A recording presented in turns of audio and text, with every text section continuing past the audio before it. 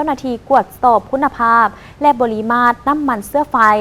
ได้ลงกวดกาอยู่ตามบรรดาปั๊มในนครหลวงจันทร์จำนวน 11 ปั๊มในนี้มี 2 ปั๊มที่บ่ผ่านมาตรฐานแห่งชาติที่ได้กำหนดไว้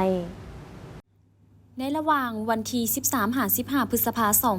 2025รถกวดสอบคุณภาพน้ำมันเสื้อไฟเคลื่อนที่ห้องกวดสอบคุณภาพน้ำมันเสื้อไฟทั่วประเทศกรมมาตรฐานและวัดแทกกระทรวงอุตสาหกรรมและการค้าได้ลงกวดสอบคุณภาพและปริมาตรของน้ำมันอยู่ตามปั๊มน้ำมันต่างๆในนครหลวงจันทร์จำนวน 11 ปั๊มเห็นได้ว่าปั๊มน้ำมันส่วนหลายแม่นได้คุณภาพผ่านอยู่ในเกณฑ์มาตรฐานแห่งชาติกำหนดและผ่านการกวดสอบในนี้มี 2 ปั๊มที่บ่ผ่านมาตรฐานแห่งชาติที่กำหนดไว้คือ 1. ปั๊มน้ำมันโลปิโตรเลียมเขตบ้านจันทร์สว่างเมืองศรีโคตะบองนครหลวงจันทร์ผลการกวดสอบคุณภาพน้ำมันเสื้อไฟแม่นบ่ผ่านมาตรฐานแห่งชาติที่กำหนดไว้ค่าความดันอายน้ำมันในอุณหภูมิ 37.8 องศามาตรฐานกำหนดแมนกำหนดอยู่ที่ 45-65 kPa และผ่านการกวดกาตัวจริงค่าความดันอายของน้ำมันแมน 72.5 kPa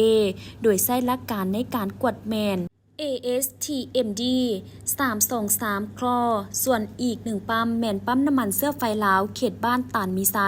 ผ่านการกวดสอบแม่นน้ำมันเสื้อไฟแม่นน้ำมันเอสซังบ่ผ่านมาตรฐานแห่งชาติที่กำหนดความดันอายเกินมาตรฐานแห่งชาติและสากลกำหนดจึงล็อกหัวจ่ายเฉพาะน้ำมันเอสซังไว้